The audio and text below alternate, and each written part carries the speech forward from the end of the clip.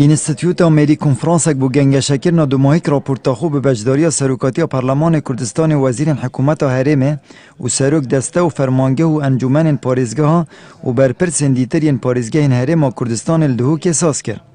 Et konferansî da behs li derzên peykerên sîstemê حوكمڕانیya herêmê û dîtneveya çareserên guncayî bû hat nekirin.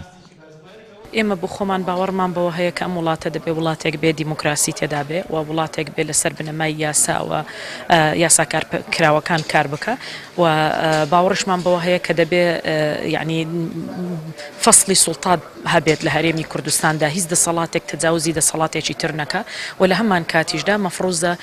سەلاحیەتەکان لە دەسەڵاتی تەنفیزیدا شۆڕ بکرێتەوە بۆ یەکە ئیداریەکانی خوارەوە بۆ ئەوی بتوانی زۆرترین خزمەتگوزاری و سەلاحیەتەکان بەکاربهێنرێ لە پێناوی خزمەتکردنی خەڵک ئێمە کە توانیمان هەموو ئەمانە جێبەجێ بکەین بە تەکید یاسا سەروەر دەبێت. پشتی 27 ساڵن حکومڕانیا کوردی سەرڕای هەبوونا یاسایا لێتان و کە لە هەرێما کوردستانê gelek یاسایان tozê girtîne û nahêne çespandin yan jî pişiroveka cudadberjewendiya kesekî yan layenekî dat hêne bicihînan. Encam jî dadesalateka nedatperwer peyda bûye ku tê da layenê xudan pişt û hêz herdemê serkeftiye û hemî maf û desalat yê twîne çi bi biryara dadgehê bît yan bi biryara layenekê siyasî yan kesekî bît. ریدانت امل هرم کردستان بینن اوید کوپیداد بن کابراد توانایی که دوچن خلجه کی و شریتن یا ساهی یا صاحب پیدویه بس نشای بیهیت ویجی آن بیهیت سر توانی آن توان باری چون که هندک هزت ریدا هین کنه گشتینه مقصدم چی البته مثلا نکوتو یا صاحب گوهریان پروسینی به خاطر کسا دیگه تو کسا پروسینی کسا بگوهری به خاطر یاسای دابشت یاسا سرور بیتن و بیت یعنی بیت بکی بچن تفعیل کردن یاسا سر همی جهی که وقتی یاسا درد که بیشتر وقتی یاسا درد که بیتن همی کجیه که ولاتی بیت جبهه کردن. هر دو حزبên desalatdarên herêmê berpirsiyarên serekî ne serwerîbûna yasayê û ne damezrayîkirina dezgehên hikûmetê çunke mavê salên borî da sercem biryarên giring û çarenivêssaz baregahên van du hizban da û dîş çavderî û rênmayên hikûmetê û yasayên hatîne dan.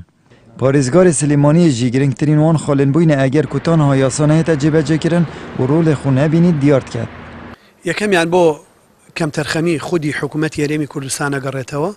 و بۆ ململانیک لایەنە سیاسیەکان ئەگەڕێتەوە و بۆ بەشداری پێنەکردنی خەڵک لەگەڵاڵەکردنی بڕیارە گەڕێتەوە و بۆ ئەنجام نەدانی هەڵبژاردنەکان بە شێوەیەکی پاک و بێگردانە لە کاتی خۆیان لەو ماوەی 4 ساڵی بۆی داری ئەکرێ دەگەڕێتەوە و ئەگەڕێتەوە بۆ هەنێ بۆشایی لە یاساکانمانە هەنێ درز و کەلێن لە یاساکانمانە لە ڕێنماییەکانمانە و لە نەبوونی چوارچێوەیەکی دەستوری بۆ چارەسەرکردنی کێشەکانمانە لە نەبوونی ئیرادەیەکی ڕاستەقینە لە نەبوونی نیەتێکی ڕاستەقینە لە نەبوونی بەردەوامی ئیسرائیلێکی ڕاستەقینە و لە هەڵنەگرتنی بەرپرسیارەتی و لە نەبوونی هەردوو مەبدەئی شەفافیەت و لێپرسینەوە. دانان و جێبەجێکردنا یاسایە ku mebez ji rêxistina komalgehê şemîlayekî ve bi niyetê serekiyê desalateka dadperwer û welatekî aram û pêşkevtiye û kilîla çareserkirina hemî kêşe û alozî û qeyranên herêma Kurdistanê eger layenên siyasî niyaza çaksaziyê hebî. Amed Birîv Kani, Kanalê Asmaniyê Peyam, Dehۆk.